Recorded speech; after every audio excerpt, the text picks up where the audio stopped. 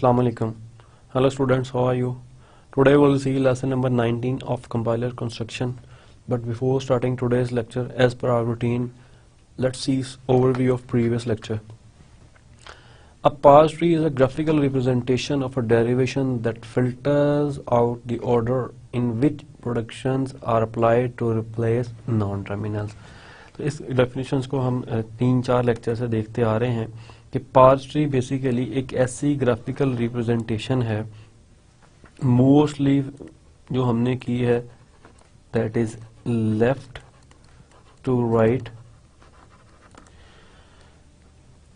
हमने parsing use की है। इसमें हमारे पास एक ऐसा पैटर्न निकल आता है, अगर इसको हम चेक करें, यहां से स्टार्ट करते हैं यहां तक, इसको दोबारा हम ले आते हैं रूट तक एग्जीक्यूट करते करते।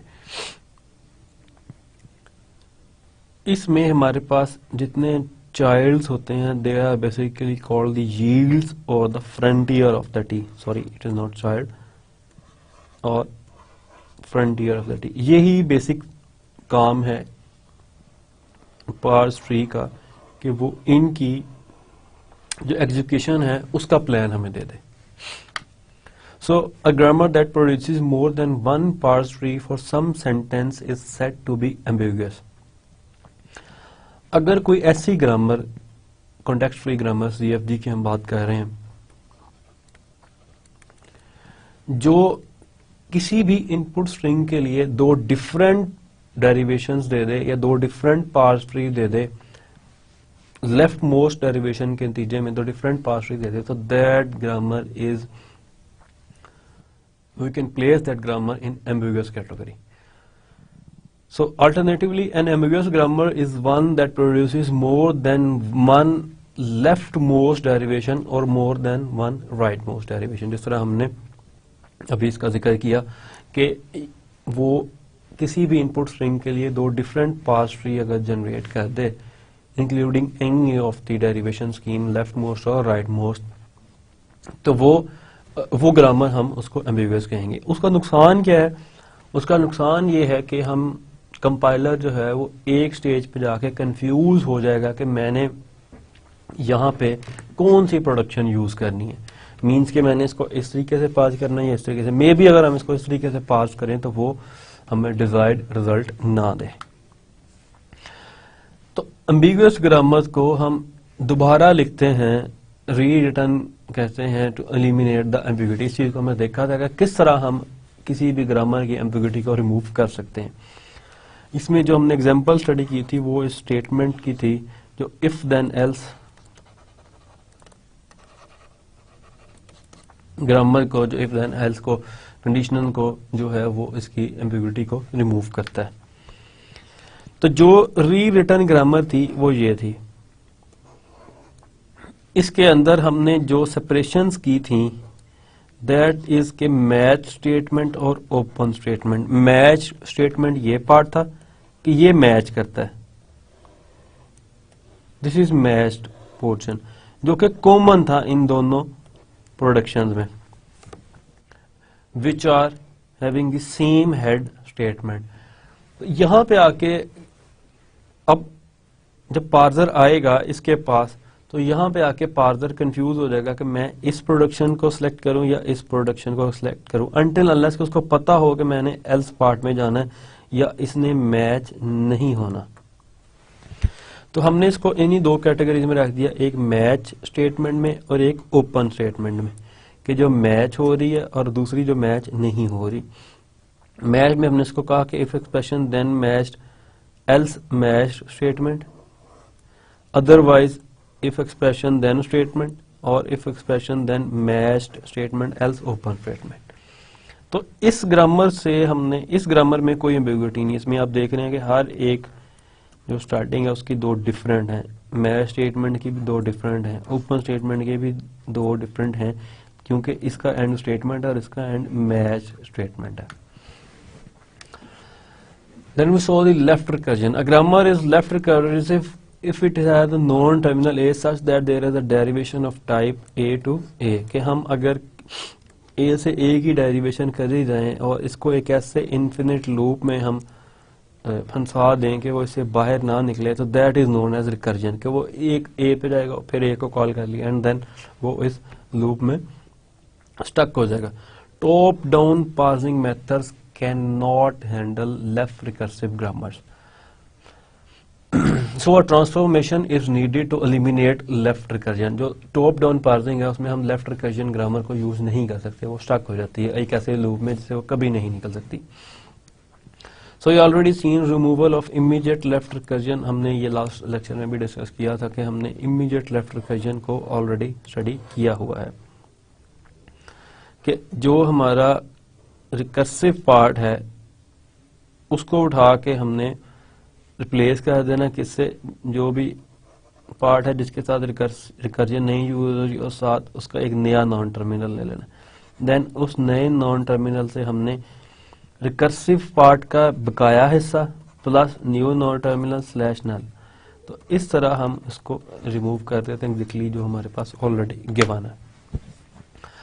इसी अप्रोच को एक्सटेंड करते हुए हम जेनेरिकली जो लिख सकते हैं वो ये मेथड है इसका कि वो सारे हिस्से जिनका पहला प्रोडक्शन रिकर्सिव है और बाकी सारी प्रोडक्शंस जिनका पहला हिस्सा कॉमन नहीं है, तो हम क्या करते हैं एक नया नॉन टर्मिनल लेते हैं और उन तमाम प्रोडक्शंस के साथ लगा देते हैं जो लेफ्ट रिकर्जन के अंदर इन्वॉल्व नहीं है, और जो लेफ्ट रिकर्जन के अंदर इन्वॉल्व है उनका रिमेनिंग पार्ट जो रिकर्जन पार्ट है उसको निकाल के उसको हम नए नॉन टर्मिनल के साथ लगा देते हैं. अगर यहाँ पे हम देखें तो ये हम राइट रिकर्जन में यहाँ पे स्टक हो सकते हैं क्योंकि ये अब राइट रिकर्जन को इंडिकेट कर रहा है, लेकिन इस स्टेप के नतीजे में हमने लेफ्ट रिकर्जन रिमूव कर दी.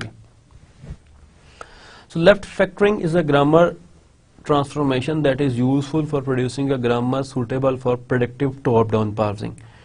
If two productions with the same left-hand side have their right-hand side beginning with the same symbol, वही जो हमने स्टडी किया था ये प्रॉब्लम लेफ्ट रिकर्जन वाला,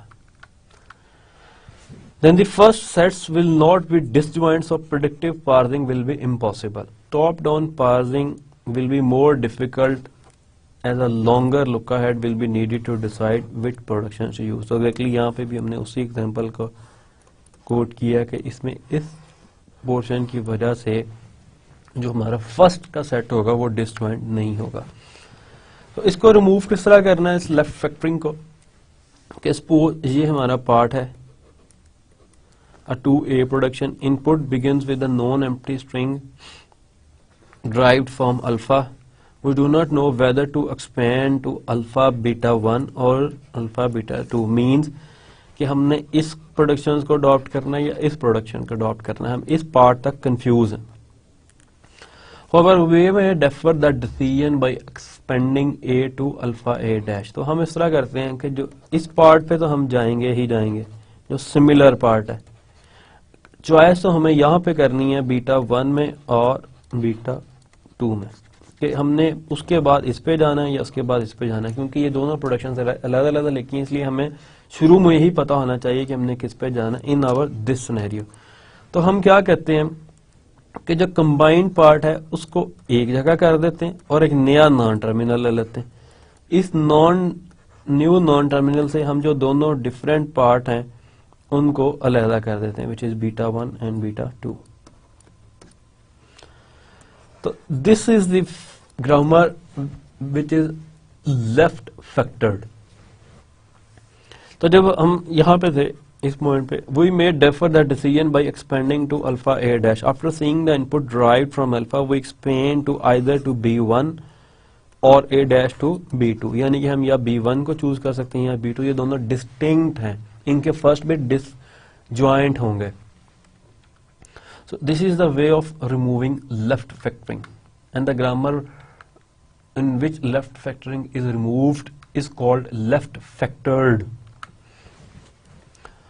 Top-down parsing can be viewed as the problem of constructing a parse tree for the input string starting from the root and creating the node of the parse tree in pre-order, or we can say that depth first traversal. Top down parsing के अंदर हम हमेशा root से start करते हैं और उसके बाद जो लेफ्ट जितनी है उसको पहले कंप्लीट करके फिर सारा उसको हम लेके जाते हैं राइट साइड पे, लेफ्ट टू राइट जो हमारी है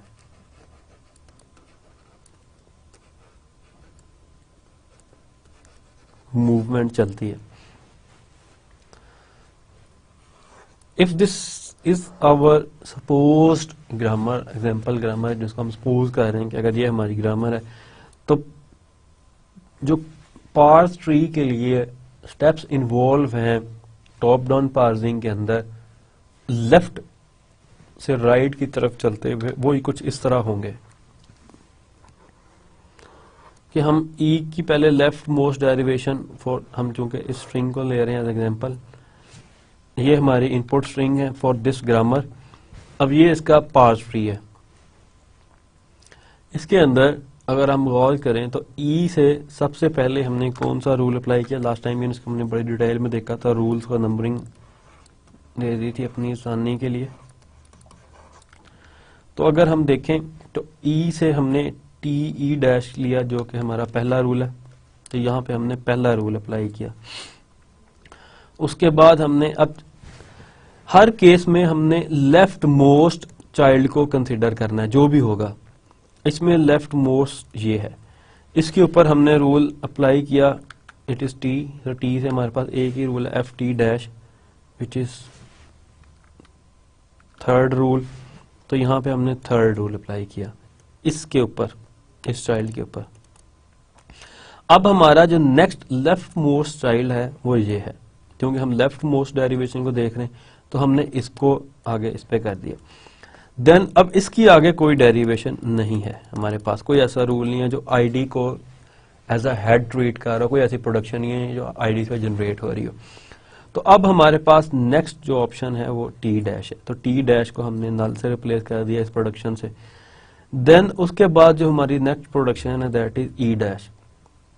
इस केस में ई डैश से हमने ये प्रोडक्शन ली, इसमें अब हमारे पास जो नेक्स्ट है वो टी है, तो टी से हमने F T dash and then so on.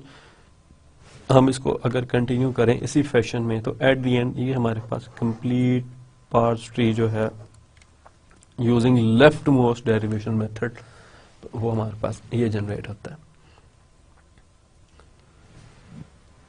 सो ये इसमें से एक स्टेप है कि अगर हम ई डैश को चेक करें तो at first node E dash in period order production E dash plus C is chosen at the second E dash node, ये production E dash dot null is chosen. इसमें जो एक देखने की बात है कि इसकी दफा हमने इस प्रोडक्शन को चूज किया और इसकी दफा हमने नल को चूज किया, तो ऐसा हमने दोनों दफा डिफरेंट क्यों किया? इस हमारे पास जो इसकी रीजन है दैट इज कि a predictive parser can choose between E dash productions by looking at the next input symbol. तो अब हमने जब नेक्स्ट इनपुट सिंबल देखा उसमें अगर हमें टी नजर आया तो हमने प्लस को चूज कर लिया, अगर उसमें हमें टी नजर ना आता सिर्फ नल होता तो हम नल को चूज कर लेते। So recursive descent parsing, it is a top-down process in which the parser attempts to verify that the syntax of the input stream is correct as it read from left to right. तो ये तो इसकी पहली property है। Then a basic operation necessary for this involves reading characters from the input stream and matching them with the terminals from the grammar that describes the syntax of the input. इसमें हम इसको थोड़ा सा आसान वे कह सकते हैं समझने को कि इसमें वो सिंपली नेक्स्ट इनपुट कैरेक्टर को रीड करता है, उसको मैच करता है। Recursive descent parsers will look ahead one character and advance the input stream reading pointer when proper matches occur. तो जब तक पूरा मैच नहीं हो जाता वो जो इनपुट बफर है जो रीड कर रहा था उसको वो नेक्स्ट नहीं लेके जाता। तो ये प्रोसीजर था जो ये सब कैलकुलेशंस परफॉर्म करता है, ये दो टास्क परफॉर्म करता है जिसमें मैच करता है। सेम का ये प्रोसीजर है, इसमें एक तो मैच करता है, दूसरा उसको नेक्स्ट मूव करता है। Now we will move towards today's lesson. Today we will see in depth recursive descent parser को हम सिर्फ देखेंगे जहाँ लास्ट हमने इसको छोड़ा था। देन फर्स्ट एंड फॉलो कैसे कैलकुलेट करनी, एंड देन LL1 ग्रामर के what are exactly LL1 grammar. इसको हमने थोड़ा सा पहले स्टडी किया था कि LL1 इसका नाम क्यों है, लेकिन आज इसको हम थोड़ी डिटेल में देखेंगे। लास्ट लेक्चर में हमने जहां पे स्टॉप किया था या जहां पे हमने अपना लेक्चर कंक्लूड किया था, वहां पे हमने एक सवाल छोड़ा था कि what is a nice grammar. So the grammar which has the following properties can be categorized as nice। इसमें 3 चीजें होना लाजमी है, अगर होंगी तो हम उसको nice कह सकते हैं। A grammar must be deterministic means कि एक DFA जनरेट कर सकता हो। DFA की प्रॉपर्टी ये थी कि no null transitions। Second, for each input alphabet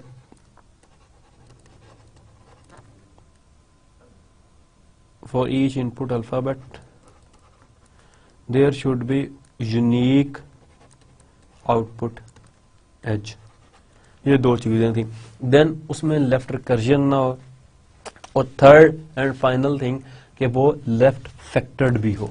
तो ये 3 चीजें अगर ग्रामर में पाई जाती हैं, ये तीनों चीजें हम स्टडी कर चुके हैं, हम DFA भी देख चुके हैं कि कैसे बनता है, लेफ्ट रिकर्जन भी रिमूव कर चुके हैं। इसमें दोनों लेफ्ट रिकर्जन को हमने देखा था last time, immediate left recursion को भी और ओवरऑल लेफ्ट रिकर्जन को भी।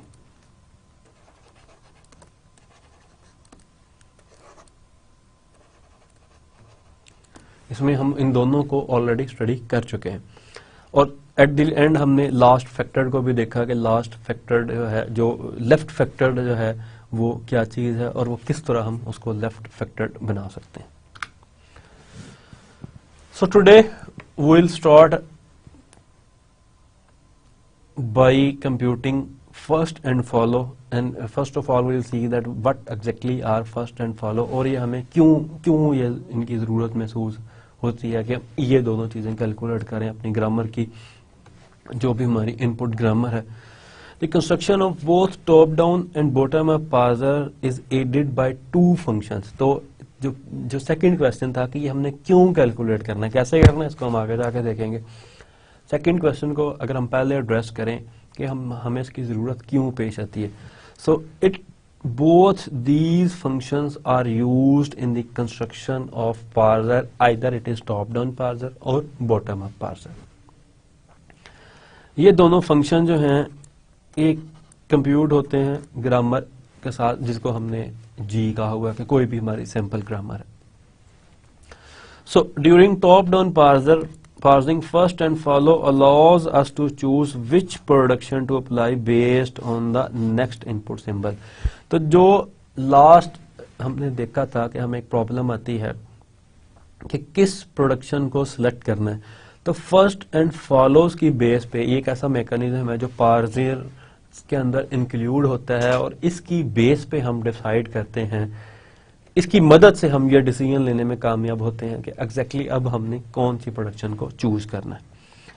During panic mode error recovery, sets of tokens produced by follow can be used as synchronising tokens. हमने पैनिक मोड एरर रिकवरी के अंदर एक पॉइंट स्टडी किया था कि ये उस वक्त तक इनपुट को रिजेक्ट करता रहता है जब तक इसको सिंक्रोनाइजिंग टोकन नहीं मिलता। That is a theoretical thing कि हम बात कर रहे हैं। अब सिंक्रोनाइजिंग टोकन वो कहां से लेता है, फॉलो सेट से, और फॉलो सेट को या फर्स्ट को, दोनों की हम बात करेंगे बारी बारी, लेकिन फॉलो सेट को हमने कैलकुलेट कैसे करना और फॉलो सेट क्या चीज है, इसको हम आगे जाकर स्टडी करेंगे इन कमिंग स्लाइड्स। तो this is the usages of follow set.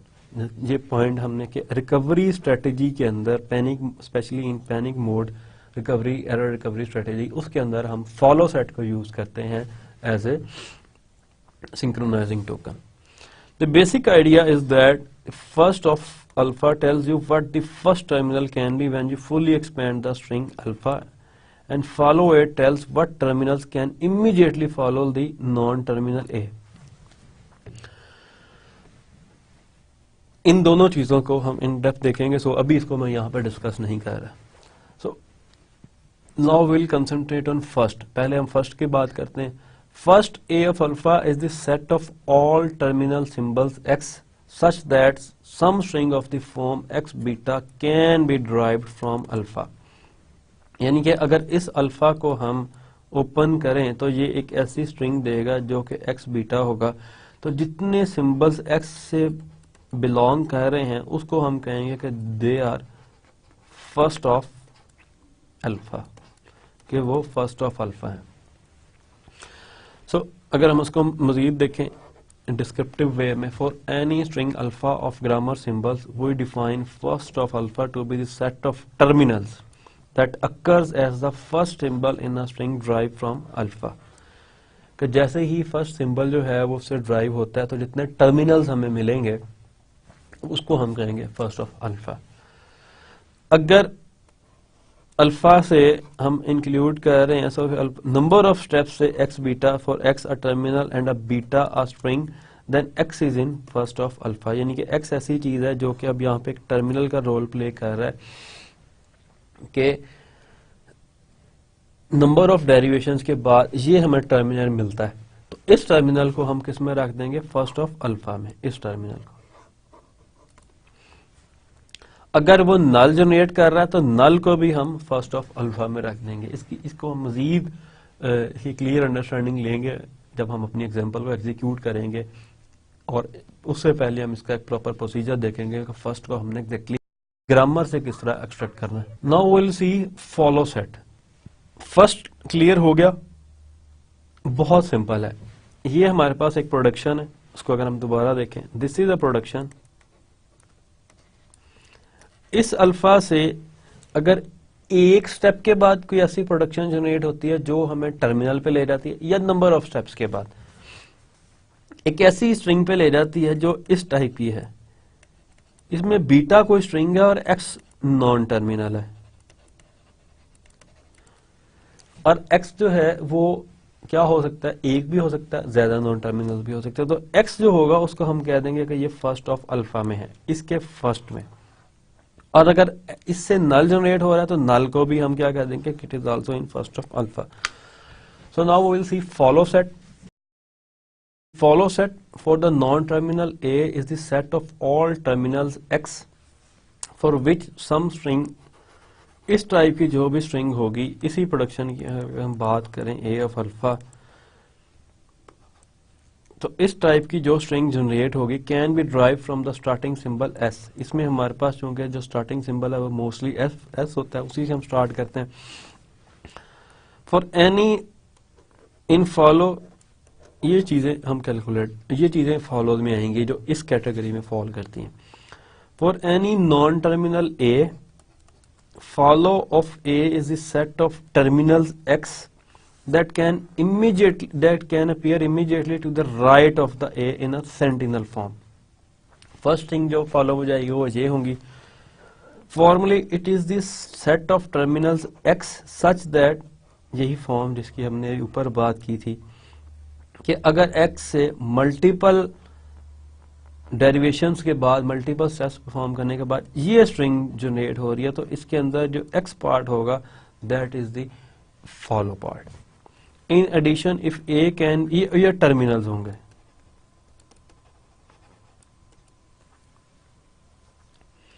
In addition, if A can be the rightmost symbol in the sentinel form, the dollar is in follow of A।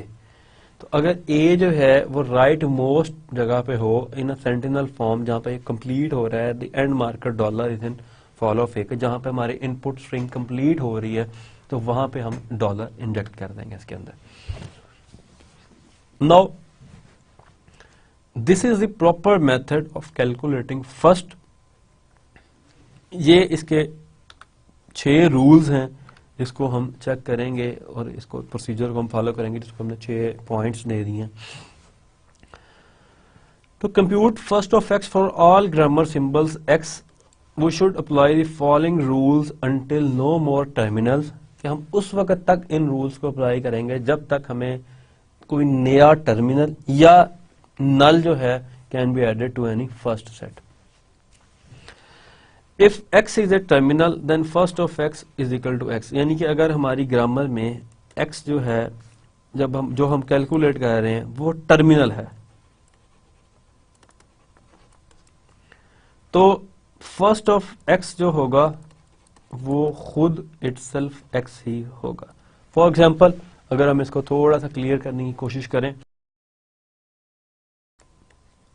मैं कहता हूं first of ID, जो last हमने एक example देखी थी first of ID, तो ID का फर्स्ट ये खुद ही होगा, आईडी खुद ही अपने आप का फर्स्ट होगा, उनके से आगे कोई चीज जनरेट नहीं हो रही, यही लास्ट थिंग है, because ID is in terminal. एक और एग्जांपल लें, first of plus is equal two plus, क्योंकि प्लस से आगे कुछ जनरेट नहीं हो रहा, तो जो टर्मिनल्स होंगे वो खुद ही फर्स्ट होंगे, वो ही अपने फर्स्ट में जो है वो लाई करेंगे।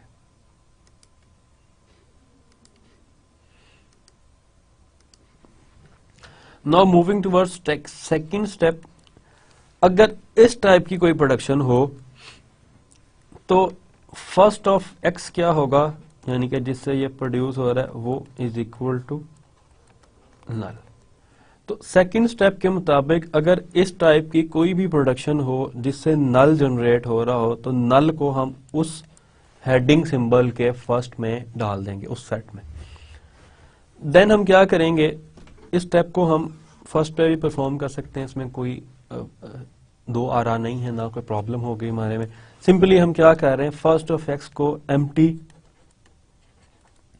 कोई भी सारे सिंबल्स को एम्प्टी हम डिक्लेयर कर रहे हैं for all non terminals S x, यानी कि हमारे ग्रामर में जितने नॉन टर्मिनल्स हैं उनके फर्स्ट के जो सेट्स कैलकुलेट करने उसमें हम एम्प्टी जो है वो प्लेस कर रहे हैं। एम्प्टी इसलिए प्लेस कर रहे हैं कि जैसे ही उसमें कोई एक मेंबर हम डालेंगे या कैलकुलेट करेंगे तो एम्प्टी से रिप्लेस होता है, अगर नहीं डालेंगे तो वो set at the end empty रहेगा। So for each production H X, इस टाइप की जो भी प्रोडक्शन होगी एक्स की, हमने अब ये पहला नॉन टर्मिनल उठाया, add to first of X, तो फर्स्ट ऑफ एक्स में हम क्या डालेंगे, एनी टर्मिनल ए, हर वो टर्मिनल जो फॉलोइंग प्रॉपर्टीज सेटिस्फाई कर रहा हो। Let's suppose A is in first of Y one Y I and null is in all previous Y J. अब मैं सपोज कर रहा हूं कि ये ग्रामर है हमारे पास Y one y2 and yn, तो मैं सपोज कर रहा हूं कि y1 से, क्योंकि ये नॉन टर्मिनल्स हैं y1 y2 के, y1 जो है ये नल जनरेट कर रहा है और y2 जो है ये a जनरेट कर रहा है, क्योंकि हम a की बात कर रहे हैं, a कोई भी सिंबल हो सकता है। तो इस केस में जो हमारा a होगा उसको हम डाल देंगे फर्स्ट ऑफ x में, लेकिन अगर इस y1 की जगह ये b जनरेट कर रहा हो तो हम क्या, हमारा फर्स्ट क्या होगा, हमारा फर्स्ट इसमें होगा b, क्योंकि हमें पहले ही चेक में पहले ही जो नॉन टर्मिनल से हमें एक टर्मिनल मिल गया, तो this is our first of x। इस सिनेरियो में अगर y1 b जनरेट कर रहा और y2 a जनरेट कर रहा और साथ नल भी कर रहा और आगे कुछ भी हो रहा, हमें उसके बॉदर करने की जरूरत ही नहीं है। फर्स्ट के लिए अगर y1 से हमें कोई टर्मिनल मिल रहा है तो उस टर्मिनल को हम इस प्रोडक्शन के लिए उसमें इंसर्ट कर देंगे, और इस स्टेप को उस वक्त तक रिपीट करते रहेंगे जब तक हमारे पास सारे नॉन टर्मिनल्स के फर्स्ट कैलकुलेट नहीं हो जाते।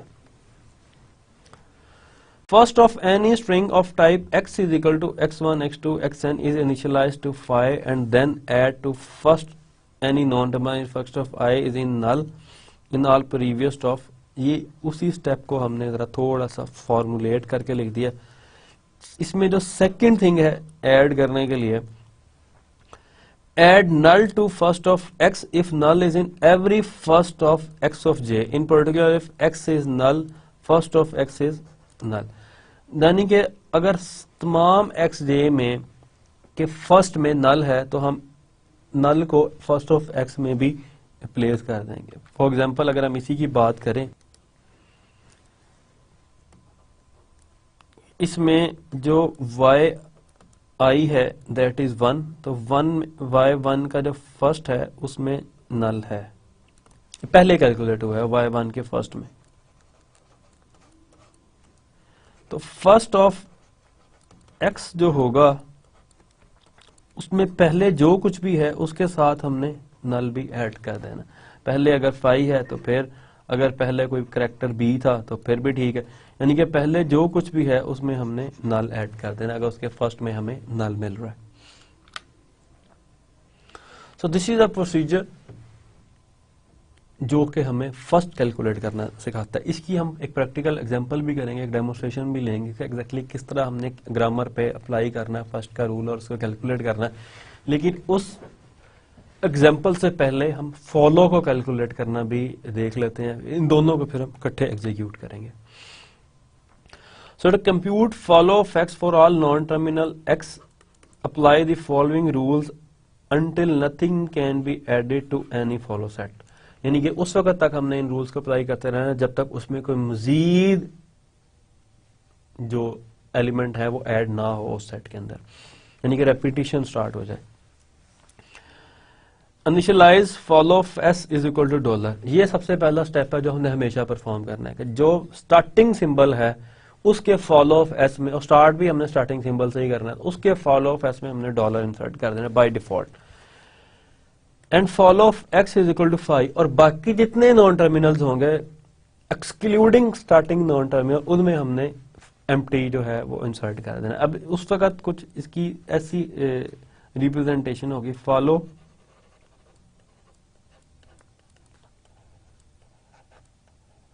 Dollar and follow of x जितने एक्स्ट्रा नॉन टर्मिनल्स हैं उसके अलावा उसमें 5। ये पहले इस फर्स्ट लाइन की एग्जीक्यूशन के बाद हमारे पास ये निकल आएगा रिजल्ट। फॉलो अभी हमने दो का एक दफा कैलकुलेट कर लिया, दो डिफरेंट सिंबल्स का। First is starting non terminal and second is all non terminals excluding starting non terminal. Then apply the following 3 rules until nothing is added to follow set, कि उस वक्त तक ये तीनों रूल्स अप्लाई करते रहो जब तक फॉलो सेट में कोई नई चीज ऐड होना बंद हो जाए। फॉर एवरी प्रोडक्शन, इस टाइप की जितनी प्रोडक्शंस होंगी, for every production X of alpha Y and beta add all of first of beta except null to follow of Y. तो फॉलो ऑफ वाई के अंदर बीटा का जितना फर्स्ट होगा वो हमने इंसर्ट कर देना।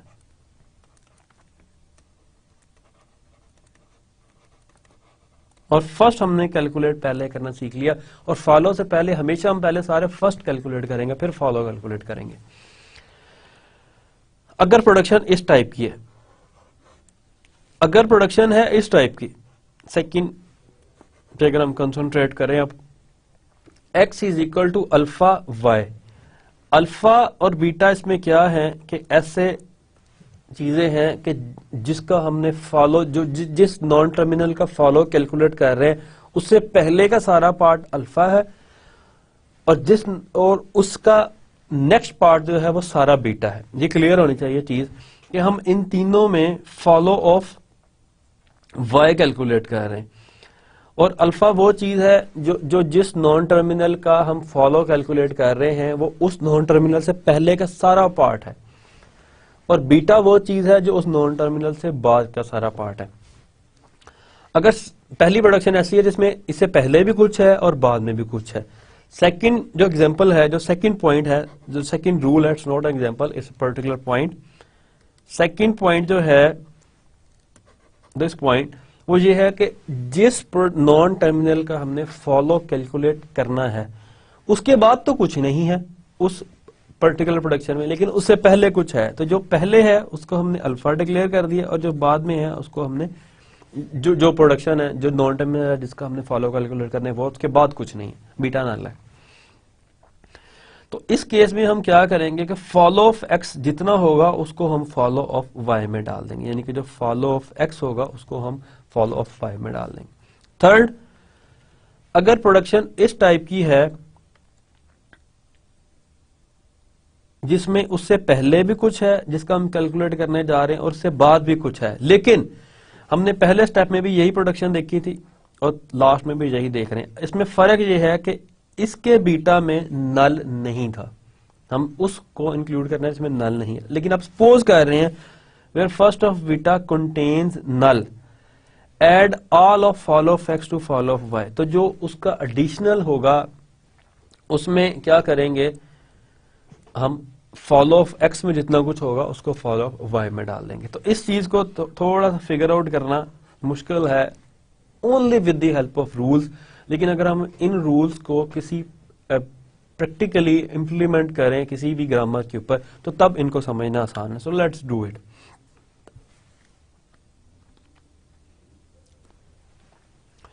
This grammar is our standard grammar, जिसको हम एज एग्जांपल यूज करते हैं अपनी डिफरेंट एल्गोरिथम्स के अंदर।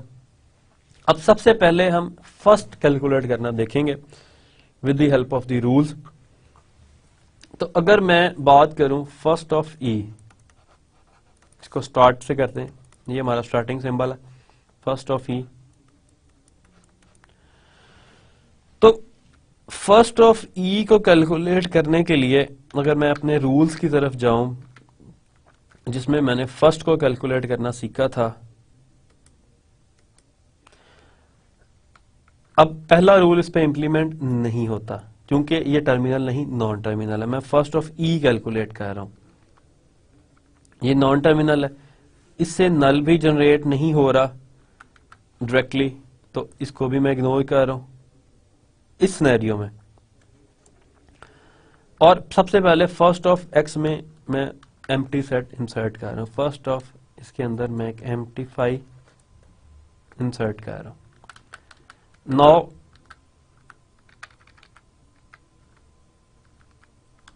जी अब ये 3 कंप्लीट हो गए। अब मैं फोर्थ स्टेप की तरफ मूव कर रहा हूं। For each production x y1 add to first of x any terminal a satisfying a is in first of yi। तो अब मैं सबसे पहले yi का फर्स्ट कैलकुलेट करता हूं। yi का जो है इस सिनेरियो में हमारे पास वो t है, तो मैं सारे रूल फर्स्ट ऑफ जो है वो t को कैलकुलेट करने में लाऊंगा। इसमें भी सबसे पहले मेरे पास फाई आएगा और t की चूंकि एक ही सेम इसी तरह t को जब मैं कैलकुलेट करूंगा तो इसमें मेरे पास पहले सबसे पहले मुझे करना पड़ेगा फर्स्ट ऑफ f कैलकुलेट, क्योंकि इसका जो फर्स्ट है जो y ऑफ i इस सिनेरियो में है वो f है।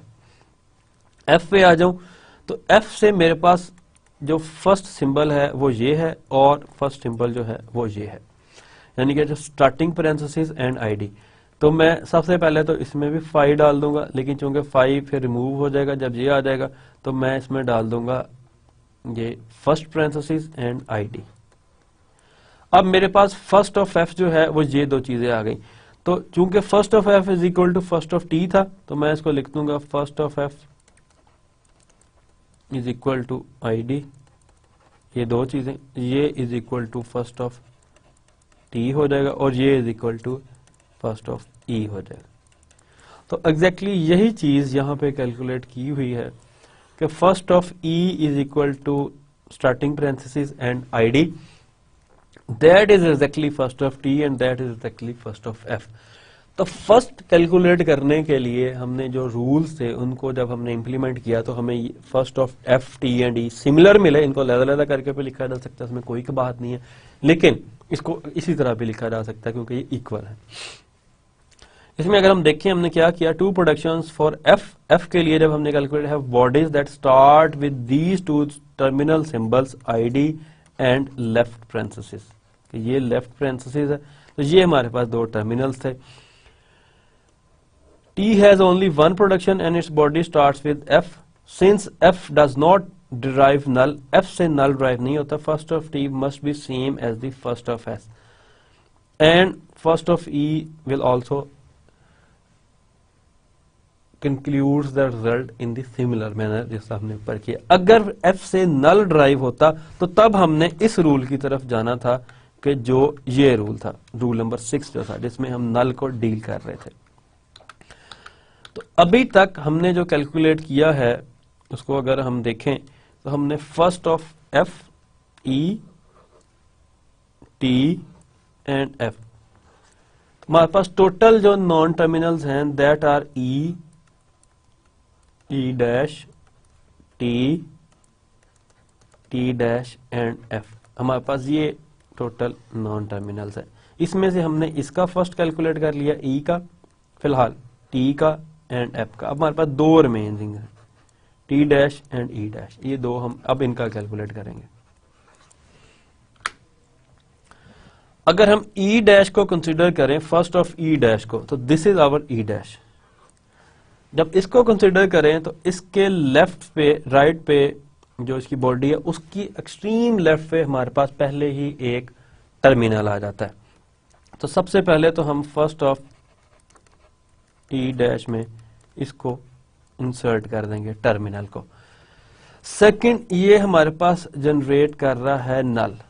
अब इस नल की हमारे पास क्या है रूल कि अगर add e to first of x if e is in every first of x j, in particular if x is null, first of x is null, यानी कि हमने e को भी first of x में include कर देना अगर e जो है वो first of x j में है।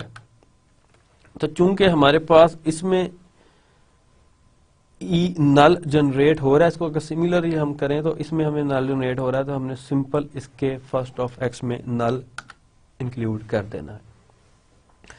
The reason is that one of the two productions of E dash has a body that begins with terminal plus and the other body is null. It's very simple. Whenever a non-terminal drives null, we place null in first for that non-terminal. ये इस जो लिखा हुआ rule उसको अगर हम इस तरह इंटरप्रेट करें तो it is more convenient for us to understand कि जब भी किसी नॉन टर्मिनल से नल जनरेट हो रहा उस नल को हमने उसके फर्स्ट में इम्बेड कर देना, और जो उस टर्मिनल उस नल के अलावा जो चीज भी उस के फर्स्ट से जनरेट हो रही है और जो उसके फर्स्ट बॉडी में आ रही है, और जिस तरह प्लस था इस केस में, तो उसको भी हमने इंक्लूड कर देना।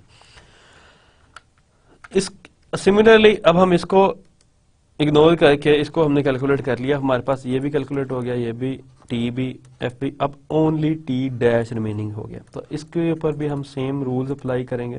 फर्स्ट ऑफ टी डैश, इसका भी पहला जो टर्मिनल सिंबल है दैट इज स्टेरिक, इसको हम एज इट इज, और चूंकि इससे नल जनरेट हो रहा है तो नल को हम इसके फर्स्ट में इंक्लूड कर देंगे। So let's check, we are very much right in calculating the first of T dash. So the reason in similar जो कि ई डैश में थी। यहां तक पहुंचते पहुंचते हमने फर्स्ट जो इस ग्रामर का जो टोटल फर्स्ट था तमाम नॉन टर्मिनल्स के लिए वो हमने कंप्यूट कर लिया, और जो टर्मिनल्स का फर्स्ट है वो खुद है। लेट्स सपोज अगर मैं बात करूं what is the first of plus, तो वो अंडरस्टूड है कि वो प्लस है, उसमें कोई दूसरी राय नहीं है। इसी तरह स्टेरिक का भी, इसी तरह स्टार्टिंग ब्रांचेस का भी, और इसी तरह एंडिंग ब्रांचेस का भी, उसमें उनका फर्स्ट वो खुद है, इसलिए उनको कैलकुलेट करने की जरूरत नहीं है।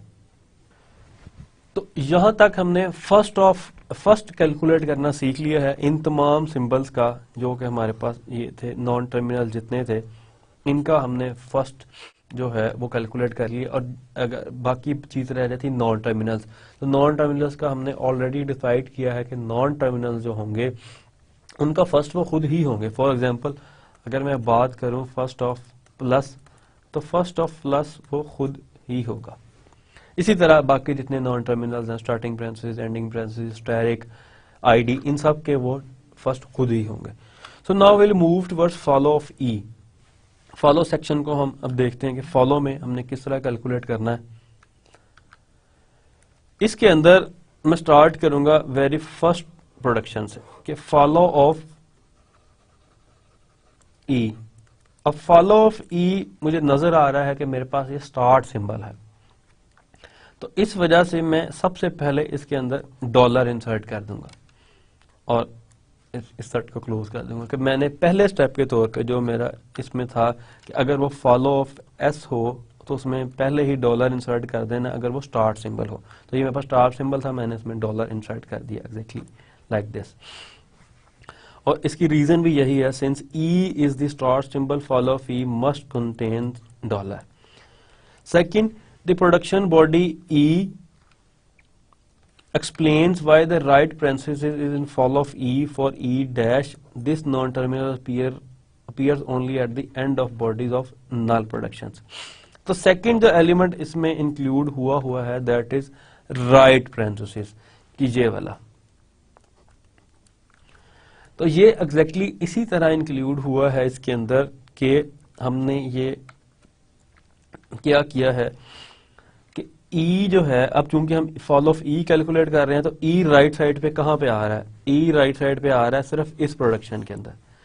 तो इस प्रोडक्शन के अंदर, इस प्रोडक्शन को अगर हम कन्वर्ट करें अपने उस इस फॉलो के इस फॉर्मेट के अंदर, तो इसमें हमारे पास होगा एफ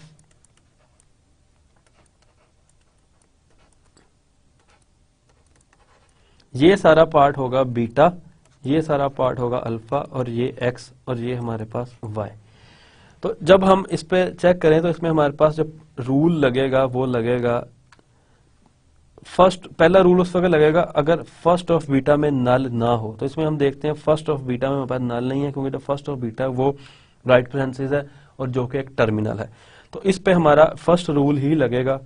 फर्स्ट रूल क्या कहता है कि फर्स्ट ऑफ बीटा जो कुछ है वो फॉलो ऑफ वाई में चला जाए। फॉलो ऑफ वाई यहाँ पे हमें जो उसको रिप्रेजेंट कर रहा है वो ई है। तो फॉलो ऑफ ई में डॉलर साइन ऑलरेडी है और फर्स्ट ऑफ बीटा में हमारे पास यही आ जाएगा क्योंकि ये हमने अभी डिसाइड किया अभी थोड़ी देर पहले कि जो टर्मिनल है उनका फर्स्ट भी वो खुद ही होंगे। तो अब इस को अगर हम रिमूव कर दें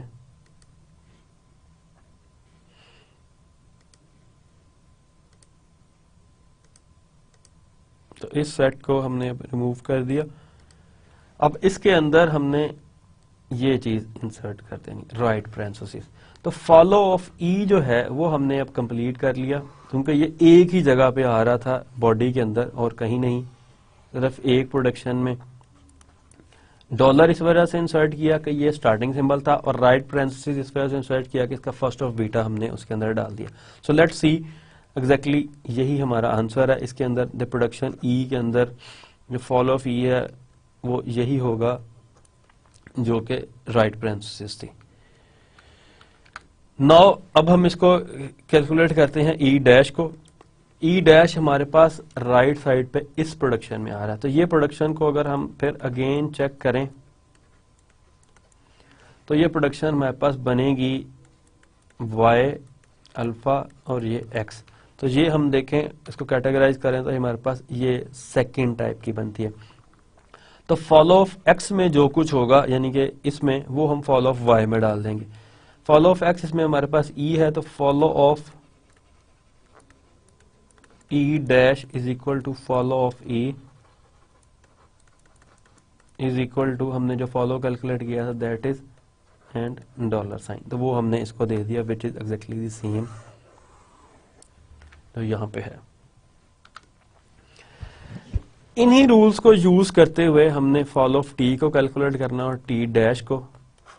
ये अब इसकी डिस्क्रिप्शन यहाँ पे मेंशन है कि T appears in bodies only followed by E dash thus everything except null that is in first of E must be in follow of T that explains the symbol plus।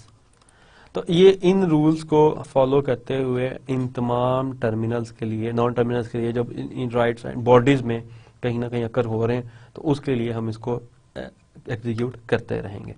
तो ये हमारे पास अब तमाम first और follow को हमने calculate कर लिया है। Now we will move towards LL1 grammars, predictive parsers that is recursive descent parsers needing no backtracking can be constructed for a class of grammars called LL1। The first L in LL1 stands for scanning the input from left to right। ये हम पहले ही study कर चुके हैं। जो LL1 grammar के अंदर जो पहला L है वो ये डिपिक्ट कर रहा है, जो सेकंड L है वो ये, और जो 1 है तो second L for producing a left most derivation. जिस तरह हमने जो अभी अपने ओवरव्यू में ट्री को पार्स किया तो वो लेफ्ट मोस्ट डेरिवेशन थी। Third thing 1 for using one input symbol of look ahead each step to make parsing action decision. तो इसमें हमारे पास लुक अहेड सिंबल सिर्फ 1 है, यानी एक ही हम आगे जाके देख सकते हैं कि हमारे पास कौन सा सिंबल है पार्स करने के लिए। So that is why this type of parsing is also known as LL1। इन ग्रामर्स की जो भी हम पार्सिंग करते हैं वो LL1 ग्रामर्स होती हैं, उनको जो कहा जाता है। The class of LL1 grammar is rich enough to cover most programming constructs. तो हमने जिस तरह बात की थी कि हम तमाम को तो नहीं कोप कर सकते, लेकिन ये इतनी ज्यादा स्ट्रांग होती है कि ये मोस्टली तमाम को कवर कर लेती है प्रोग्रामिंग कंस्ट्रक्ट्स को। नो लेफ्ट रिकर्सिव और ambiguous grammar can be call LL1। उस ग्रामर को हम इस कैटेगरी में नहीं डालेंगे जो या एम्बिगुअस होगी या लेफ्ट रिकर्सिव होगी। So a grammar G is LL1 if and only if this type of production A to alpha or B are two distinct productions of G and holding following conditions।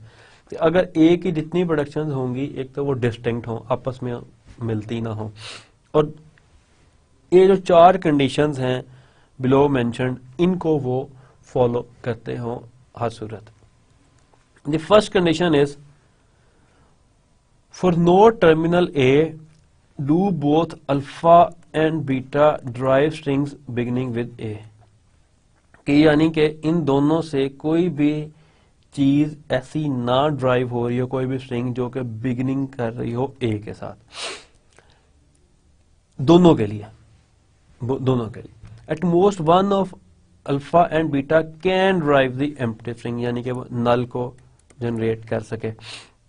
Third one is if B से हम null generate कर रहे हैं after number of computations या number of derivation, then alpha does not drive any string beginning with the terminal in follow of A. तो alpha से कोई भी ऐसी स्ट्रिंग जनरेट नहीं, स्टार्ट नहीं होनी चाहिए जिसके अंदर कोई ऐसा टर्मिनल हो जो फॉलो ऑफ ए के अंदर हो। लाइकवाइज इज अगर अल्फा से नल जनरेट हो रहा है, देन बीटा के अंदर कोई ऐसी स्ट्रिंग नहीं होनी चाहिए जो फॉलो ऑफ ए से, उसके अंदर जो टर्मिनल जो फॉलो ऑफ ए के अंदर। ये कुछ रूल्स है जिनको याद करना जरूरी नहीं है, लेकिन जब भी हम ग्रामर को LL1 ग्रामर कहेंगे तो उनके अंदर इन रूल्स को चेक करना लाजमी है कि ये मौजूद हैं या नहीं है। पहली दो कंडीशन जो हैं वो तो ऑलमोस्ट एक दूसरे के इक्विवेलेंट हैं। एट फर्स्ट ऑफ, इसको अगर हम दूसरे लफ्जों में कहें, the first two conditions are equivalent to the statement that first of alpha and first of beta are disjoint sets. तो ये क्लियर है कि अगर वो एक टर्मिनल से स्टार्ट नहीं हो रही होंगी तो इसका मतलब है कि जो उनके फर्स्ट है वो डिसजॉइंट है। The third condition is equivalent to stating that if null is in first of beta, then first of alpha and fall of A are disjoint sets। अब इसको हम टेक्निकल टर्म्स में यहाँ पर डिस्क्राइब कर रहे हैं। And the last condition is similar, that if null is in first of alpha, then first of beta and fall of A are disjoint sets। यानी कि अगर null first of beta में हो तो first of alpha और fall of A disjoint हो, अगर null first of alpha में हो तो फर्स्ट ऑफ बीटा और फॉल ऑफ ए डिसजॉइंट हो। Parsing, predictive parsing table. LL1 grammar की मदद से हम एक पार्सिंग टेबल बेसिकली जनरेट करते हैं जहां से हमें पता लगता है कि हमने किस मूव पे कौन सी प्रोडक्शन उठानी है, किस नॉन टर्मिनल के लिए कौन सी मूव के ऊपर कौन सी प्रोडक्शन जो है हमने चूज करनी है, कौन से इनपुट सिंबल के लिए।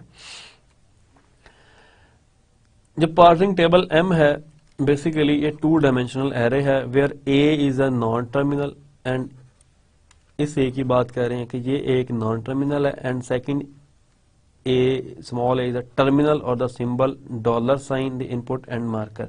कि या तो ये कोई टर्मिनल सिंबल हो सकता है, it is either a terminal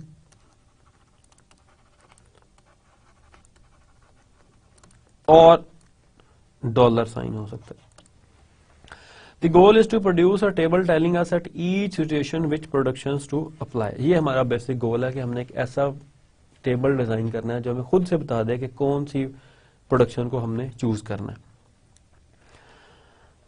A situation means a non-terminal in the parse tree and an input symbol in look-ahead table। Situation तब भी हमारे पास अकर होगी in each situation कि जब हमारे पास प्रॉब्लम ये हो कि ये नॉन टर्मिनल है और ये इनपुट सिंबल है, लुक अहेड इनपुट सिंबल, इसके लिए हमने कौन सी प्रोडक्शन जो है वो चूज करनी है।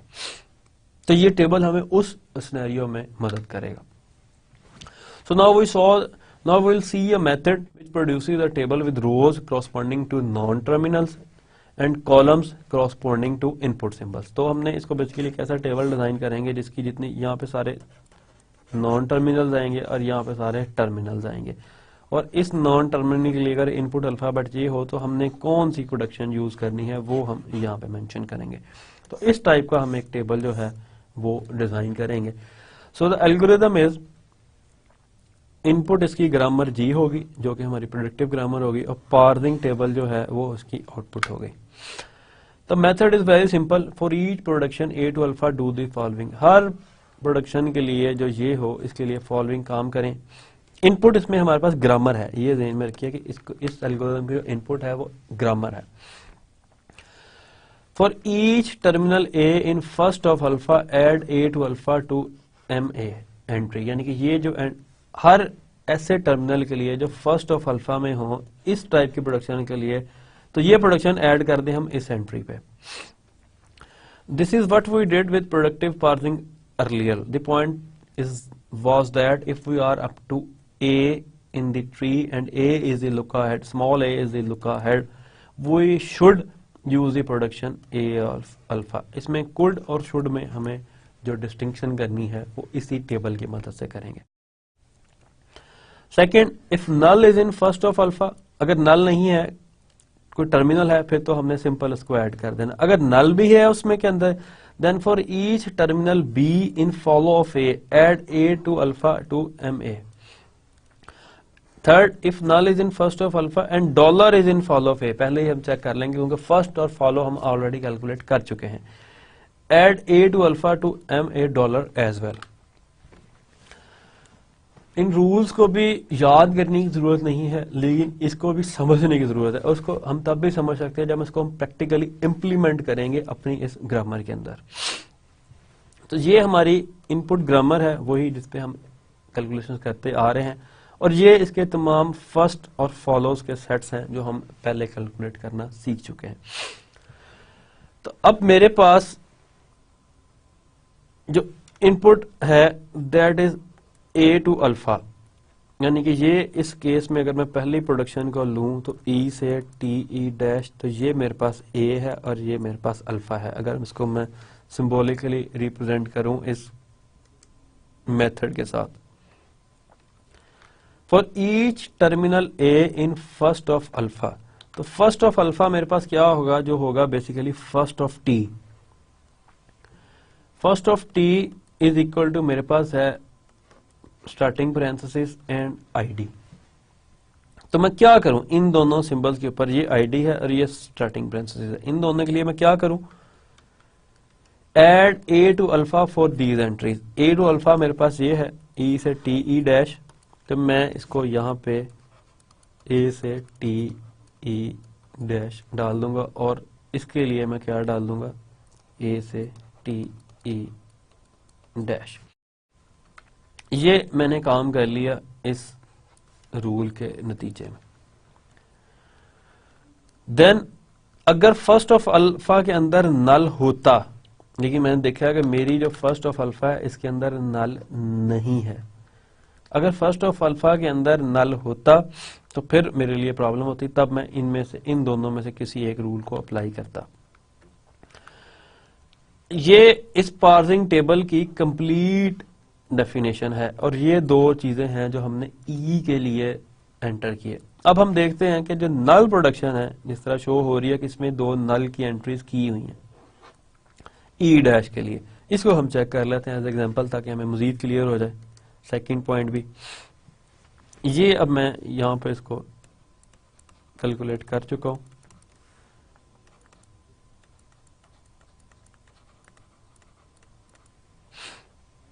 अब मैं बात करता हूं इस प्रोडक्शन की, ई डैश से पहले इसमें दो प्रोडक्शंस डिफरेंट हैं, प्लस टी ई डैश और दूसरी है ई डैश से नल। पहले मैं इसकी बात करता हूं, ई डैश से प्लस टी ई डैश, ये मेरे पास इसमें अंडरस्टूड ए है और ये मेरे पास अल्फा है। तो फर्स्ट ऑफ अल्फा जो प्लस का होगा, ये हम पहले ही डिसाइड कर चुके हैं कि जो फर्स्ट ऑफ अल्फा है किसी भी टर्मिनल का वो खुद ही है। तो अब मैं ए से ई डैश से प्लस के लिए ये मैं एंट्री कर दूंगा ई डैश से प्लस के लिए इस चीज को ई डैश से प्लस टी ई, इसको कंफर्म कर लें, एग्जैक्टली यही एंट्री यहाँ पे हुई है। अब इसमें सेकंड प्रोडक्शन है ई डैश से नल की। अब ई डैश से नल के लिए मेरे पास रूल है if null is in first of alpha, तो अब अल्फा में नल है नहीं पर, then for each terminal B in follow of A, follow of A मेरे पास होगा फॉलो ऑफ ई डैश, तो फॉलो ऑफ ई डैश मेरे पास है ये। इन दोनों सिंबल्स के लिए मैं क्या करूंगा, add A to alpha to मेरे ए टू अल्फा, इसमें मेरे पास है ई डैश से नल, तो मैं इसके लिए ई डैश से नल यहां पे ऐड कर दूंगा, कंफर्म ई डैश से नल, ई डैश से नल। So executing in the similar behavior for each non-terminal, मैं ये productions add करता जाऊंगा, and this is my final parsing table, predictive, which is also known as predictive parsing table. So today in this lecture we see basically two things. We saw first we'll learn how to calculate first and follow, ये हमने उसको calculate किया first and follow को सारा। Then at the second step we saw what are LL1 grammars and how to create a predictive parsing table. These are their rules and this is the practical demonstration के उसको हमने कैसे calculate करना है, और इसकी इनपुट जो होगी वो इनपुट ग्रामर होगी और आउटपुट जो होगी वो प्रेडिक्टिव पार्सिंग टेबल होगा। ये फर्स्ट एंड फॉलो हमने कैलकुलेट किए, and this is our complete table for this example grammar. So this is all for today, thank you guys, have fun.